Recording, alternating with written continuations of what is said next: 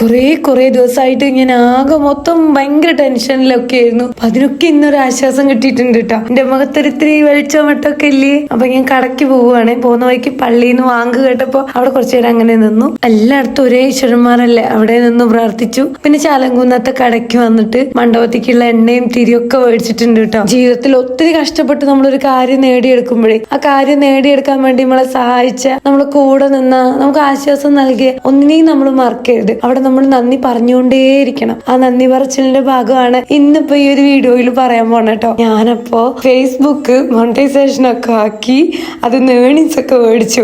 ആ സന്തോഷ വാർത്ത നിങ്ങളടുത്ത് ഷെയർ ചെയ്യാണ്. ഒപ്പം തന്നെ ഫേസ്ബുക്ക് ഇപ്പോഴും ശരിയാവാണ്ട് വീഡിയോസ് ഒക്കെ ഇട്ടിട്ട് ഏണിങ്സ് കിട്ടാണ്ട് ചാനലിൽ എന്തെങ്കിലുമൊക്കെ പണി കിട്ടിയൊക്കെ ഇരിക്കുന്നവരാണേല്, എന്നെ മാറി കഷ്ടപ്പെടുന്നവരാണേല് വിപിൻ ബാലൻ എന്ന് പറഞ്ഞ ഒരാളെ ഞാൻ നിങ്ങൾക്ക് പരിചയപ്പെടുത്തി തരികയാണ്. ഞാൻ ഈ ഒരു വീഡിയോയിൽ തന്നെ ആളുടെ നമ്പർ കൊടുക്കാം. ഫേസ്ബുക്കിന്റെ എല്ലാവിധ പ്രശ്നങ്ങളും ആള് ക്ലിയർ ചെയ്ത് തരും കേട്ടോ. നമ്മുടെ പാസ്വേഡ് ഒരാളെ കൈ കൊടുക്കുമ്പോഴത്തേക്ക് നമുക്ക് നല്ല ടെൻഷൻ ആവൂലേ, ഇതെങ്ങനെയാവും ഈശ്വര, ഇത് സേഫ് ആയിട്ട് ചെയ്തു തരുമോ, അങ്ങനെ ഇങ്ങനെയൊക്കെ എന്റെ എല്ലാ പ്രശ്നങ്ങളും ക്ലിയർ ചെയ്ത് തന്ന് നമ്മുടെ കയ്യിലേക്ക് ഏണിങ്സ് കിട്ടുന്ന വരത്തേക്കും നമ്മളെ ഹെൽപ്പ് ചെയ്ത വിപിന് ഞാൻ ഒത്തിരി നന്ദി പറയുകയാണ്. വിപിനിലേക്ക് ഞാൻ എത്തിയത് എന്റെ ഫ്രണ്ട് ജിജോ വഴിയാണ്. ഈ നിമിഷത്തിൽ ഞാൻ ജിജോയോടും നന്ദി പറയുകയാണ്. അപ്പോൾ നമ്മളെ സപ്പോർട്ട് ചെയ്ത എല്ലാ സുഹൃത്തുക്കൾക്കും ഹൃദയത്തിൽ തൊട്ട് നന്ദി പറയുകയാണ്.